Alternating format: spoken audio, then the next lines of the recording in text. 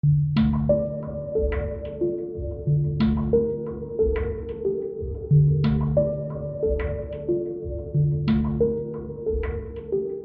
to the Underclass Podcast with Austin Picard.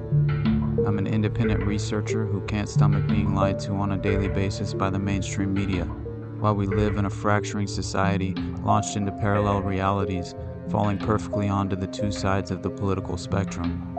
I remain in the underclass. The Law of Love and the Law of Violence, written by Tolstoy in 1908, grapples with the concept of government and its role in society, bringing into question the morality of the mere existence of the state. Quote, "Understand then, all of you, especially the young, that to want to impose an imaginary state of government on others by violence is not only a vulgar superstition, but even a criminal work. Understand that this work, far from assuring the well-being of humanity, is only a lie, a more or less unconscious hypocrisy, camouflaging the lowest passions we possess."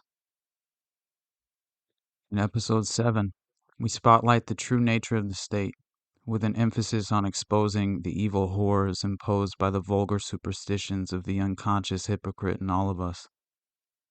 The tragic event we explore today was the moment that would ignite the Patriot Militia movement throughout the 90s, a natural reaction to violent government repression of dissenting groups in America at the time. What would become known as the Siege at Ruby Ridge began on August 21st, 1992 in Boundary County, Idaho, when 6 deputies of the United States Marshal Service came to arrest Randy Weaver under a bench warrant after his failure to appear on federal firearms charges. Our story, however, starts before the tragedy, in a desperate attempt to make sense of the unprovoked carnage explained away with a convenient narrative of a racist hate-monger getting what's coming to him. Our reevaluation of the official story behind the 11-day siege implicates federal agencies in their manufactured self-fulfilling prophecies, further growing their authoritarian reach and targeting the very people in society who would pose the greatest threat to the expansion of the state.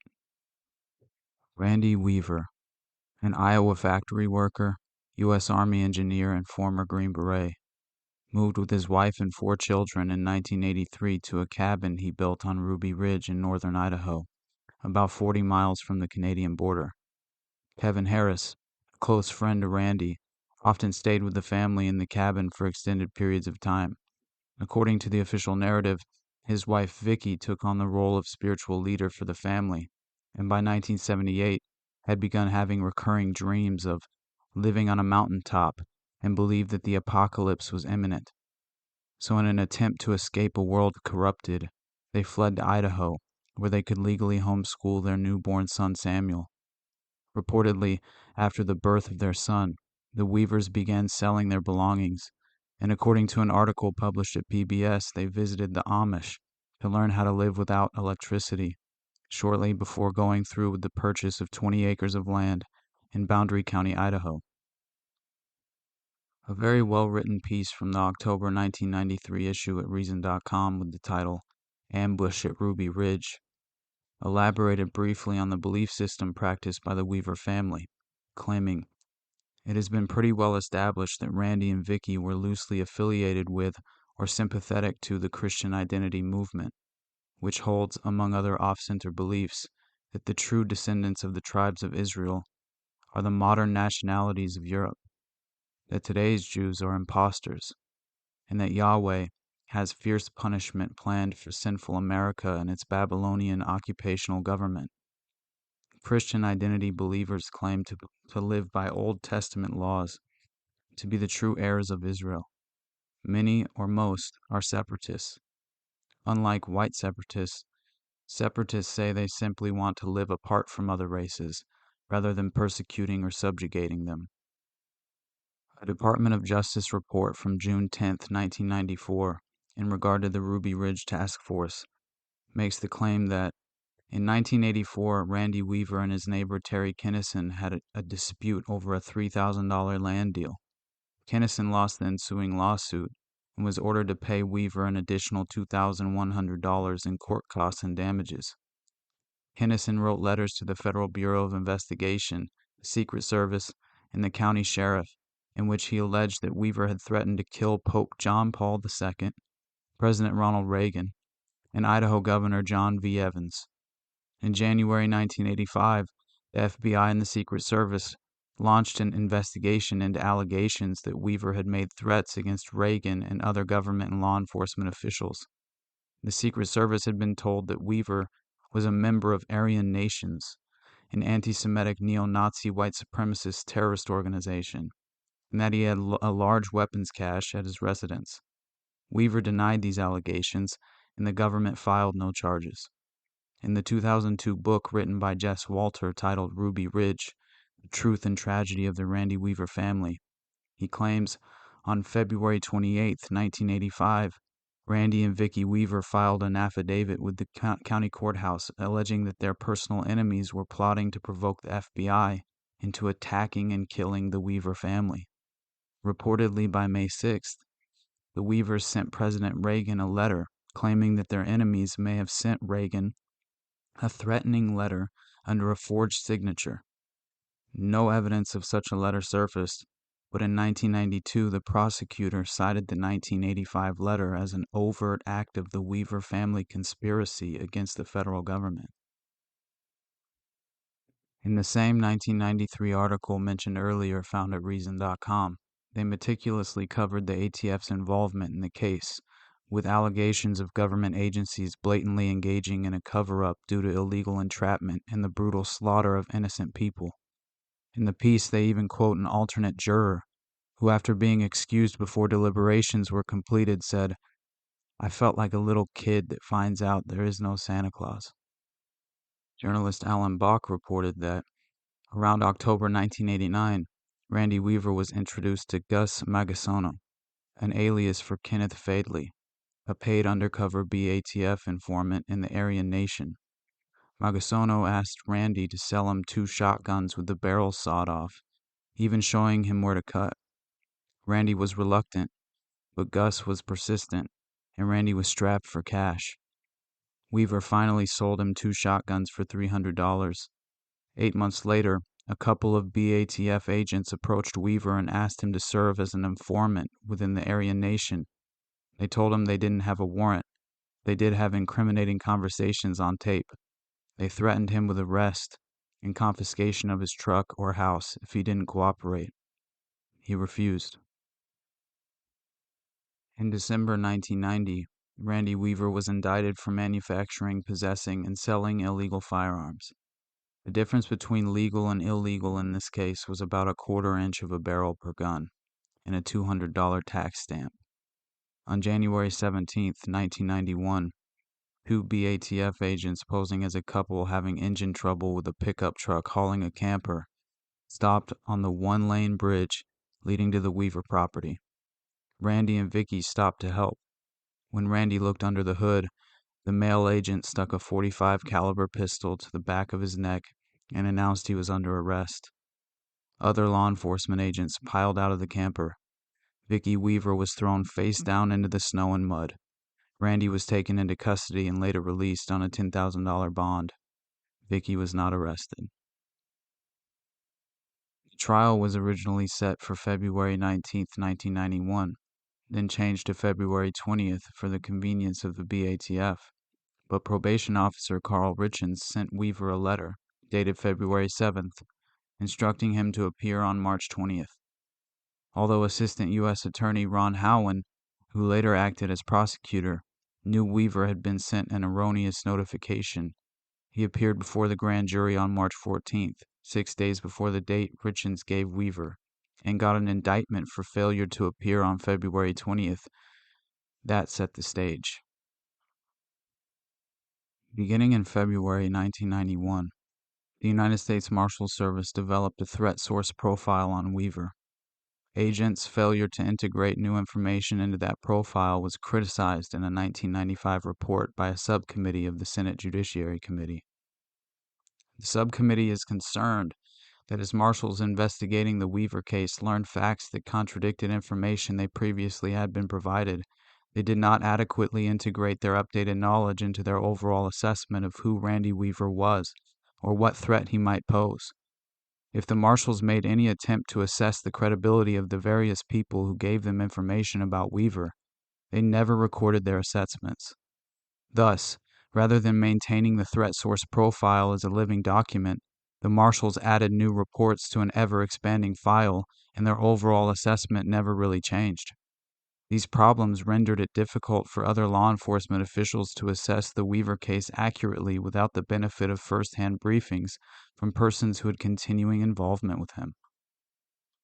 A memorandum by Deputy Attorney General Jamie Gorelick, dated April 5, 1995, cited in U.S. Senate Subcommittee on Terrorism Ruby Ridge report from 1996, opined that the assumptions of federal and some state and local law enforcement personnel about Weaver, that he was a Green Beret, that he would shoot on sight anyone who attempted to arrest him, that he had collected certain types of arms, that he had booby-trapped and tunneled his property, exaggerated the threat he posed.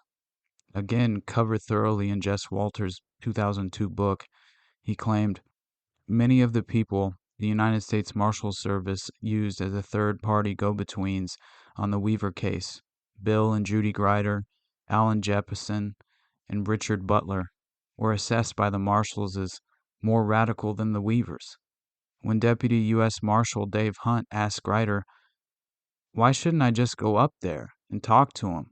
Grider replied, "Let me put it to you this way. If I was sitting on my property and somebody with a gun comes to do me harm, then I'll probably shoot him." An article written by Corey Brosnahan reports of a plan that had been hatched at the Marshal Service's headquarters in Arlington, Virginia. A deputy named Art Roderick came up with a long-term, three-part campaign he called Operation Northern Exposure. First phase was to gather more intelligence. The second was to conduct intensive surveillance. Only after identifying when Weaver left the cabin, or what kind of ruse might be employed to lead him away from it, would the marshals enact the third phase, arrest. Idaho's Tragedy at Ruby Ridge, written by Sid Albright, reported, then on April 18th, Geraldo Rivera, reporting for the Now It Can Be Told TV show, flew over the property in a helicopter, and Weaver was later accused of shooting at it. There was no evidence of this, and even Richard Weiss, the helicopter pilot, repeatedly denied it. That didn't stop Marshal Service Wayne Duke Smith and FBI's Richard Rogers from using the alleged shooting as a justification for issuing new rules of engagement, instructions to their agents. Agents were told to use military rules of engagement, different to FBI standard deadly force policy. Later, several snipers testified that they considered those orders to be a green light to shoot on sight. What would escalate into an 11-day siege, resulting in the cold-blooded murder of 3 people and the family dog, began on August 21, 1992, when 6 U.S. Marshals, outfitted in military camouflage, night vision goggles, and brandishing M16 assault rifles, were sent to scout for a suitable area away from the cabin where they would be able to apprehend and arrest Weaver. Official reports from 1994 state that 3 of the deputy U.S. Marshals would form a reconnaissance team consisting of Art Roderick, Larry Cooper, and Bill Deegan, while 3 others, David Hunt, Joseph Thomas, and Frank Norris, would form an observation post team on the North Ridge from the cabin. Multiple reports have Roderick throwing 2 rocks at the Weaver cabin in order to test the dog's reaction, which in turn provoked the dogs. Weaver's friend Kevin Harris and Weaver's 14-year-old son, Sammy, followed after the dog they called Striker, in hopes that the dog had noticed a game animal since the cabin was out of meat.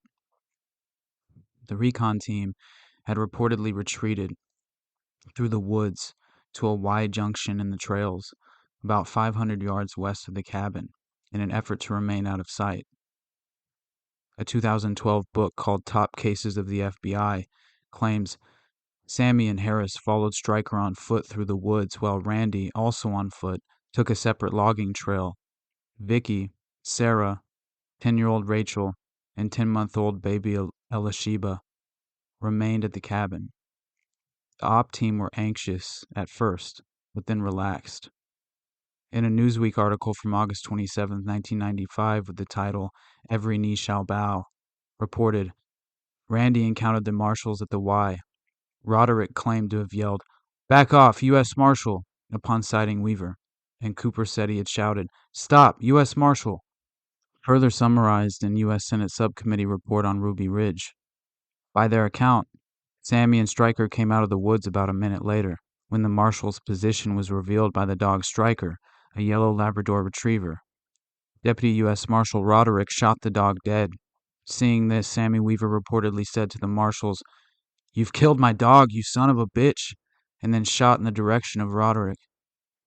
Deputy U.S. Marshal Cooper then shot towards Sammy Weaver and Kevin Harris, who both sought cover. Harris, once finding cover behind a tree stump, then returned fire with one unaimed shot, which eventually killed Deputy U.S. Marshal William Francis Bill Deegan. 14-year-old Sammy Weaver, now retreating up a hill, was then shot in the back and killed by Deputy U.S. Marshal Cooper.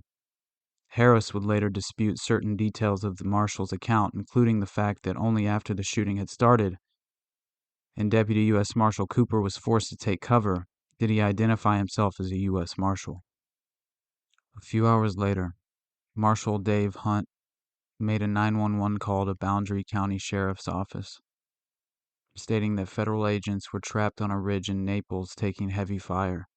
The call, like much of the early story of Ruby Ridge, was less than true. It triggered one of the largest law enforcement operations ever to occur in Idaho. In the Justice Department report of the Ruby Ridge Task Force, shortly after the gunfight, the FBI was notified of the killing of a U.S. Marshal, and the Marshal Service Special Operations Group was alerted to deploy. Cecil Andrews, governor of Idaho, declared a state of emergency, allowing for the use of the Idaho National Guard Armory at Bonners Ferry and to use APCs, better known as Armored Personnel Carriers. An elite tactical unit called the Hostage Rescue Team was sent from the FBI Academy in Quantico, Virginia. Eugene Glenn worked at the FBI office in Salt Lake City and was appointed Site Commander, also known as Special Agent in Charge, responsible for all active individuals from the FBI, ATF, and United States Marshal Service. An article found at History.com provides a condensed breakdown of the official version of the events that occurred the morning after the initial firefight. On August 22nd, the FBI, under the impression they were entering an active, unprovoked firefight against U.S. Marshals, arrived on Ruby Ridge. As hundreds of law enforcement officers and federal agents surged into the area with the unusual orders to shoot any armed adult on sight, FBI snipers set up a perimeter hoping to force Weaver to negotiate. Weaver had none of it, however, and ignored all negotiation attempts, even including pleas from his sister later in the week. After heading to the nearby shed where they'd brought Sammy's body earlier, Weaver and Harris, along with the Weaver's 16-year-old daughter, Sarah, trailing behind, were shot at by FBI sniper Lon Horiuchi, who thought the men were about to fire on a helicopter. Weaver was hit. The bullet had entered his back and exited his right armpit, and he, Sarah, and Harris headed back to the apparent safety of the house. As the men approached the house, Vicky stood behind the front door holding her infant daughter. Horiuchi fired again, hitting Vicky in the face and killing her. The bullet also seriously injured Harris. Horiuchi later claimed he didn't know Vicky was in the doorway and had his sights on Harris. Chaos ensued as Harris, Weaver, and his surviving family took cover in the cabin. With both Harris and Weaver wounded and Vicky and Sammy dead, the situation was grim. It seemed to confirm the Weavers' darkest suspicions about the federal government and the imminent apocalypse. Yet Weaver wouldn't give up. Outside the cabin, hundreds of protesters arrived to oppose the government's actions and grew increasingly agitated when they learned of the deaths of Sammy and Vicky. In order to really drive home the injustice that occurred the morning of August 22nd, we'll take in the detailed first-hand account that 16-year-old daughter Sarah Weaver gave to PBS. The morning after Sammy had been killed was rainy, cold, and quiet. until the dog started barking again. Sarah's dad and Kevin headed out to see if someone was coming up the drive to finally talk about what had happened. But when they got out there, the dogs had stopped, and all was quiet again. Or so it seemed to Sarah. She had followed the boys out to make sure that everybody was okay. She stood there looking out over the mountain. It was a little while before she realized that her dad had taken off towards the shed, where they'd brought the body of her brother. "I'm going to go see Sam one last time," he said, and Sarah followed him, feeling like she needed to keep an eye on everybody. Her dad made it around the corner of the shed before she could catch up, and that's when she heard a gunshot. Sarah hurried over and found him around the other side of the shed, which stood between them and the mountain where the gunshot had come from. He was half crouched, holding himself. He'd been shot. He seemed shocked and confused, like he didn't realize what had happened. Sarah's survival instinct kicked in. She told her dad they had to get back to the house. She put her hand on his back and said, "Go." At that point, Sarah's mother came out on the front porch. She was holding the door open, asking what happened. Sarah's dad said he'd been shot. She started screaming for them to get in the house. Crouching, Sarah and her dad headed toward the front porch, with Kevin following behind them.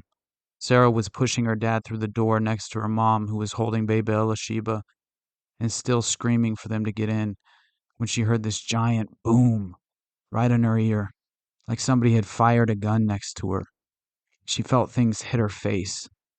Her mother dropped to the ground, and Kevin fell into the house from behind her. Sarah was still standing, not understanding anything.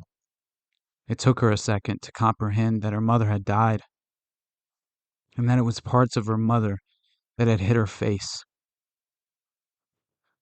Kevin was on the ground moaning. Her sister Rachel was screaming. Her father was screaming. Sarah's ears were still ringing. That's when her father scooped up baby Elisheba, handed her to Rachel, and pulled Sarah's mom into the house so they could close the door. At that moment, it seemed clear that these people weren't here to talk. There would be no discussion. If Sammy's death had been an accident, Sarah thought, this certainly wasn't. The family was being hunted. Journalist Alan Bach would later report in 1993, as Kevin Harris tumbled into the house, another shot from the sniper went through the glass window and entered Vicki Weaver's temple, killing her instantly. The bullet and fragments of Vicki's skull went on to injure Kevin Harris's arm and torso, breaking a rib, puncturing one of his lungs. The sniper, Lon Horiuchi, was a West Point graduate, armed with the state-of-the-art sniping equipment and trained to be accurate to within a quarter inch at 200 yards. He claimed he missed Kevin and hit Vicki by accident. But Bo Gritz, the former Green Beret commander who eventually negotiated Randy Weaver's surrender, said that after he became a negotiator, the FBI showed him a psychological profile of the family prepared for the Marshal Service before the siege that described Vicki as the dominant member of the family. Vicki was the maternal head of the family, Gritz told the Spokane Spokesman Review. "I believe Vicki was shot purposely by the sniper as a priority target." The profile said, "If you get a chance, take Vicki Weaver out." Meanwhile, upon arrival, hundreds of federal agents surrounded the cabin, setting up a base of operations down the ridge they would name Camp Vicki, after the dead wife and mother, Vicki Weaver. And according to multiple reports, including an article written by Will Dabbs with the title, "The Guns of Ruby Ridge, America Teeters at the Precipice," negotiators during the siege called out such stuff as, "Vicki, we have blueberry pancakes," in an effort at taunting the Weavers. Though they later claimed they had not realized Vicki was dead, the effect on those within the cabin was absolutely inhumane. The report of the Ruby Ridge Task Force shows on August 23rd, repeated attempts to negotiate with Weaver via a bullhorn failed. There was no response from the cabin, and later it would be reported by that Monday, August 24th, the fourth day of the siege, Danny Coulson, the FBI Deputy Assistant Director, wrote a memo with the headline, "Something to Consider," and listed 4 considerations. 1. Charge against Weaver is bullshit. 2. No one saw Weaver do any shooting. 3. Vicky has no charges against her. 4. Weaver's defense. He ran down the hill to see what dog was barking at. Some guys in camis shot his dog, started shooting at him, killed his son. Harris did the shooting. He's in pretty strong legal position. Both men in the cabin had sustained critical injuries, and Vicky's body would spend the next week lying in the kitchen covered with a sheet. The standoff wouldn't ultimately resolve until the FBI allowed third-party civilian negotiators to become involved because Randy had become so distrustful. By Sunday, August 30th, Bo Gritz, former Special Forces officer and Green Beret commander, would begin mediation, finally being allowed to approach the cabin in an effort to convince Randy that they could end this with a peaceful conclusion. By this time, Kevin Harris's wounds were becoming infected, and he had urged Randy to end his suffering by allowing him to surrender. Harris would be airlifted out by an Air Force medical evacuation helicopter and taken to a medical facility in Spokane. That same day, Randy also negotiated the removal of Sammy and Vicky's bodies. And the story goes, 4 agents in full body armor came into the cabin and picked up Vicky's body, with Randy holding a gun in hand, stopped them and said, "I'll kill you if you let her body touch the ground." The commander of the FBI hostage rescue team told Gritz he would resolve the standoff by launching an all-out tactical assault if he couldn't get the remaining Weavers to surrender by a certain deadline. The next day, August 31st, Gritz would finally convince Randy to surrender by explaining to him this was their last chance to get out of the cabin alive. He had to leave in order to save his remaining children. Although, in the end, according to Gritz, the decision came down to 16-year-old daughter Sarah, who by this time had become so terrified the government wouldn't keep its end of the bargain, had been very reluctant to let her father surrender. Gritz recalled her dad saying, "Sarah, we've got to do this." And finally his daughter agreed. According to the book Ruby Ridge, The Truth and Tragedy of the Randy Weaver Family, in the 9 years since the standoff at Ruby Ridge, and in the 6 years since this book first appeared, much has happened, yet little has changed. Tens of millions of dollars have been spent on hearings and investigations that failed to resolve the most basic questions about the standoff. Almost $3.5 million was paid out in settlements that settled nothing. 9 years later, the courts are still flip-flopping over whether a federal agent should be tried for his actions at Ruby Ridge. Investigators, lawyers, and federal officers are still debating who shot first. Top FBI officials are still denying that they approved the Bureau's unprecedented and illegal orders to shoot civilians without provocation.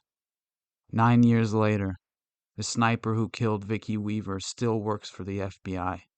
The case continues to hum on internet websites and scream from right-wing newspapers. The words Ruby Ridge are fixed at the bottom of every news story about the 10-year crisis of confidence and competence in the FBI. And every time a person holds up in a ramshackle house, every time a suspect refuses to come out, every time a person accuses the government of going too far, someone is likely to say, "We don't want this to become another Ruby Ridge." The Weaver case gave a name to that sometimes dangerous space between people and their government. It brought paranoia into the mainstream. For how can you convince people that their government isn't out to get them when on Ruby Ridge the FBI gave itself permission to shoot its own citizens? How can you tell people to trust a government that covered up details of the case and assigned agents to investigate themselves? Pat Kahn.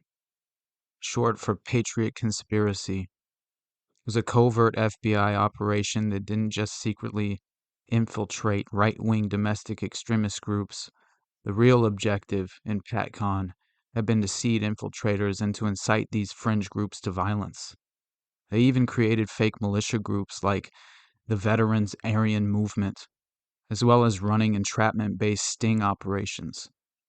The official narrative claims that PatCon began in 1991, but would only last until July 15, 1993, 6 months after the disastrous siege of the Branch Davidian compound in Waco, Texas.